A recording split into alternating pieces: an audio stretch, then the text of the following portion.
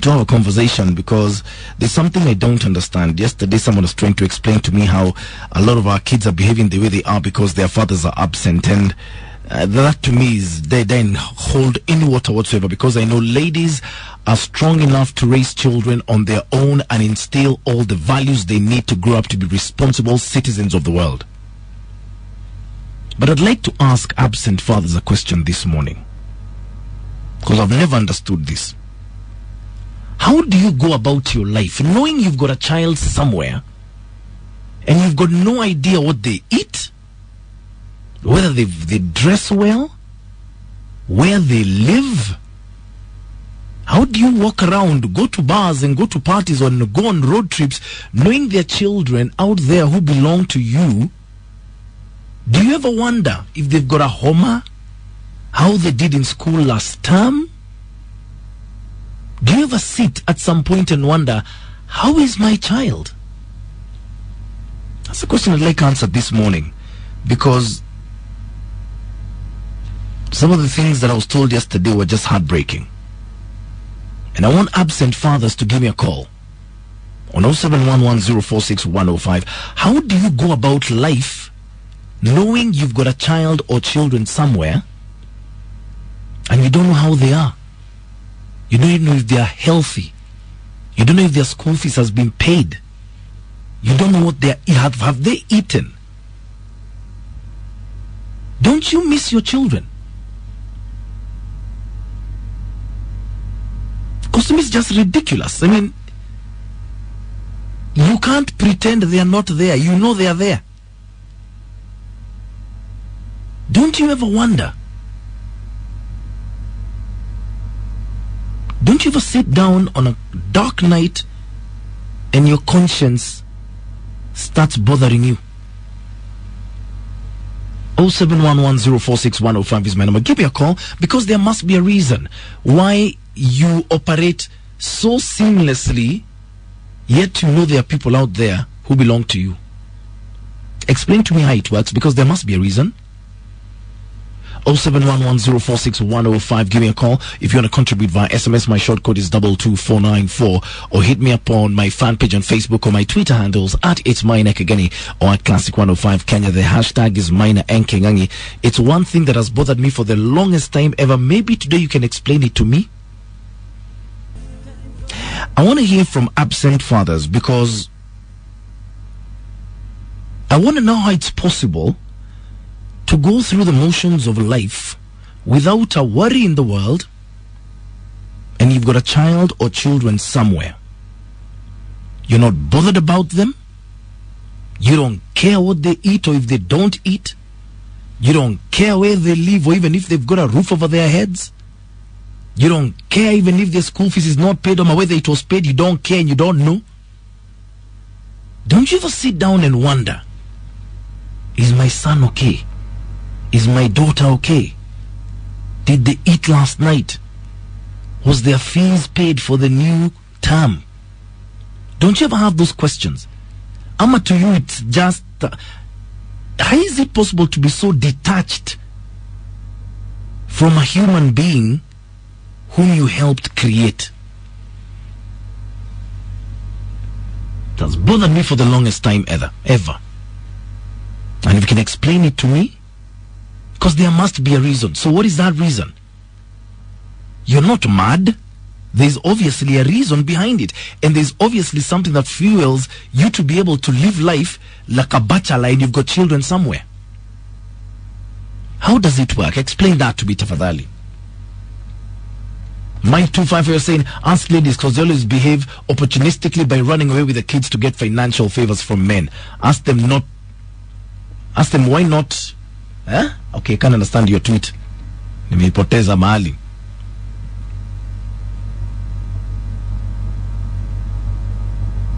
Douglas Kipler is saying, I admitted myself in college, fees reached account department just because I knew what I wanted in life. Good for you. What did you say? It's a riddle that's never been understood by most, and it's a shame. Malak Muremi is saying, it's quite depressing, Maina. I'm a dad but still in campus, but the joy of it is to know her mom, who I can't because of guilt, is keeping her safe.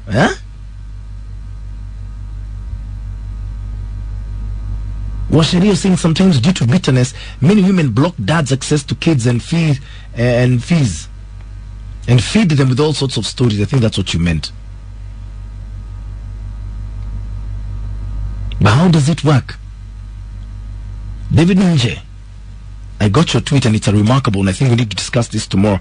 Me nilelewa na my dad, and as far as I know, I don't need to know my mom. Hata mimi to hell with a guy. How does it work?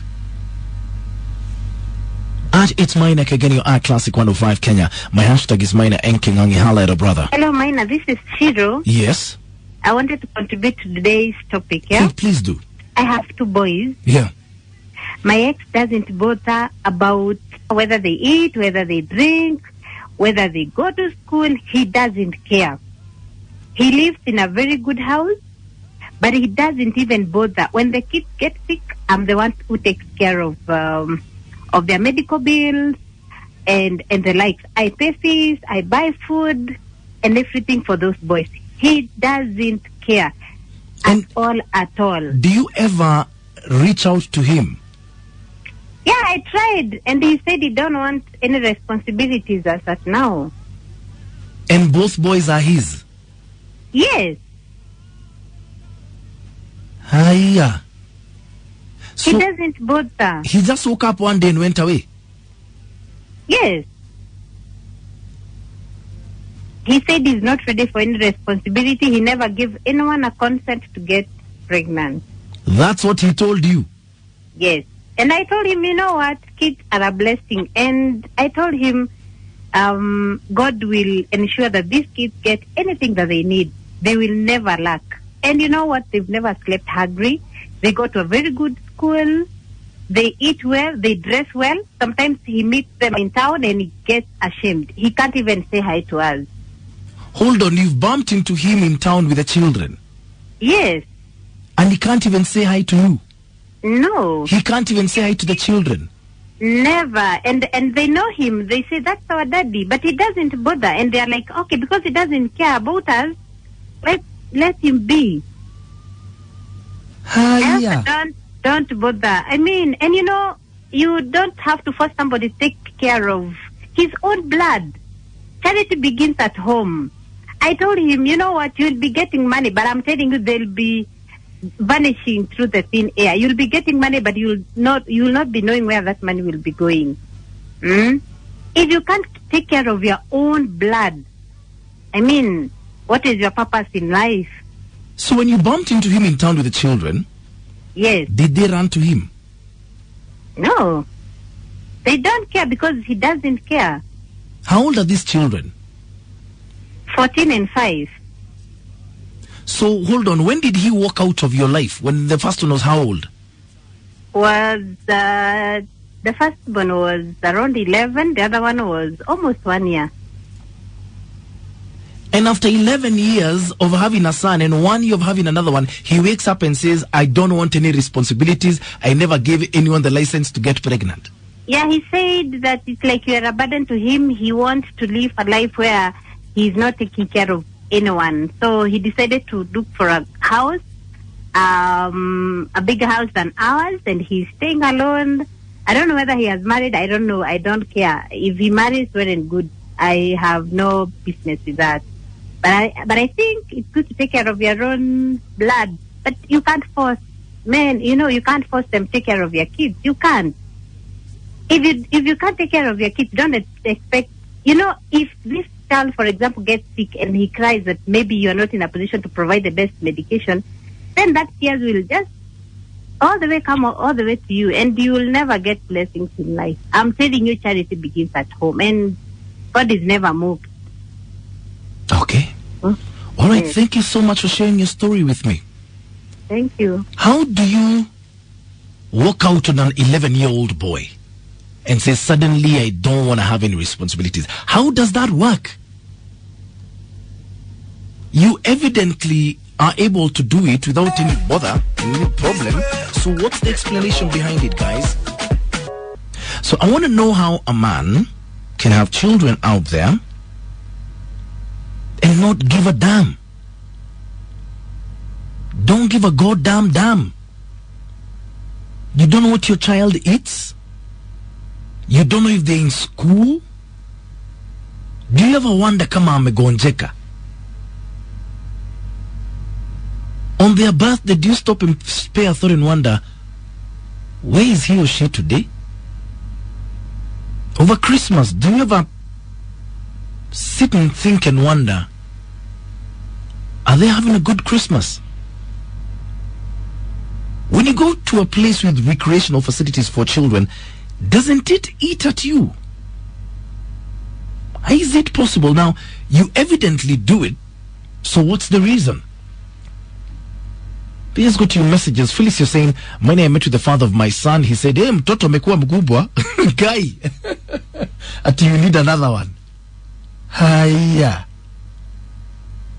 Morning, when we separated in 2007, my son was 7 months old. Up to date, he never cares. I've raised him as a mother and a father, and he's in class 6. And anytime I meet his friends, they tell me anataka mtoto. A child that he never knows. Kama alitembea, or if he ever went to school.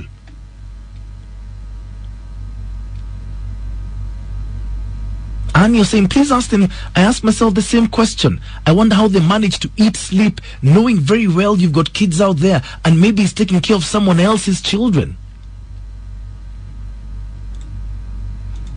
Guys on Twitter have gone crazy. Forget that topic. Let's talk about police brutality. No. We're not forgetting this topic. Someone else is here is telling me, this country is in a crisis. We need to discuss that. No. This is not a political talk show. You can go to a political talk show if you want to talk politics. We're discussing you. We're discussing you. Calvin, you're saying blood will always be thicker than water, come rain or sunshine. Case closed. Amen. Calvin Queens is saying, on this I don't agree with you. So many fathers are willing to be present in their children's life, but I'm not allowed. How are you not allowed? How? Modesta Chance, you're saying, where did you get her pregnant in the first place? Children need both parents in order to have a good life. True.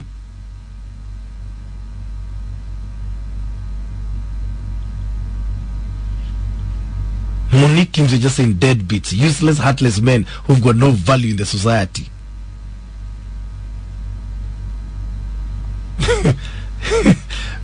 I've been Waudi. Good morning. You're saying we are discussing serious matters of national importance, like no reforms, no elections, and here you are rumamongering. Mbona inakuumiza hivyo, my brother? Shidamaina was saying absentee fathers are always irresponsible. They only care about their stomachs. How do you do it? That's what I'm trying to figure out. At It's Minor Kegeni, our Classic 105 Kenya. My hashtag is Minor and Kingangi. Talk to me. Anna. Hello, good morning. How are you? I'm fine, thank you. You have a perfect topic today. Oh, thank you. Please let the men talk only, because we've had enough of women. Yeah. I want to hear what the men have to say. Okay. Let me do that right away. Okay. Thank you. Thank you very much. Hello, Classic 105. Yeah, Maina. Hello, good morning. Morning to you. Yes. Leo umeamua kutuingilia sisi. Simuingilia, I'm just asking a question. Now, it depends with the relation you had with the person and mukafikia mambo ya getting a kid. Okay, hold on. Let me ask you a question first, just to clarify things. Yes. Do you have a child out there? Yes. Do you see them? No. Why? Because mama yao alileta upuzi. What do you mean mama yao alileta upuzi? When we were in a relation, we agreed no getting kids. Then she got this boy. Let me ask you a question. Yes. You agreed no getting kids. Yes. But you carried on having unprotected sex. Yes. So how does that work? She was supposed to take care. Okay, so she got the baby then? Yes, but with me, not that I don't care what the kid has in future, because I have invested on that kid so secretly, and my people know that I have a kid there. The boy is good. How old is the boy? He's 10. And when was the last time you saw him? I think 5 years ago. Yeah. You don't even go and see him on his birthday during Christmas? No. Don't you miss him? Sometimes, yeah, but the last time we talked with the mother, aliniongelesha nikamba niko Vietnam. So I decided I invest for this boy secretly, but not seeing him. And akikuwa nitamuonyesha, this is what I have for you after sija take care for those years. This for you. So when you see a 10-year-old boy on the street, any 10-year-old boy, yeah, na feel, but hey, unajua kuna wanawake hiyo dunia na kujibisha vibaya mpaka unaogopa kuona hata kama ni mtoto yako. Okay, the boy has no problem sababu sisi ndio tulileta, but the differences we have. And the differences were caused because you told her you don't want children and she got a child. Yes, so when she got pregnant, I had to hate her and the kid. So later on, niliona there's no need of hating the boy. But when I tried to assist, mama yake analetea mambo mingi sana. So you carry on with your life? I carry on with my life, and I'll show her in future that I was to take care of this kid. It's not his problem, but yeah, I'll show the boy what belongs to him. How will you know? What if he's moved out of the country? How will you contact him? I have people who see where the boy lives, and they give me information. I have spies somewhere. Okay. Yeah. All right, thank you very much. Do you feel that that's the only choice you had? Yes, it is. To avoid stress with the mother. Okay. All right. Thank you. Okay, does that make sense to you?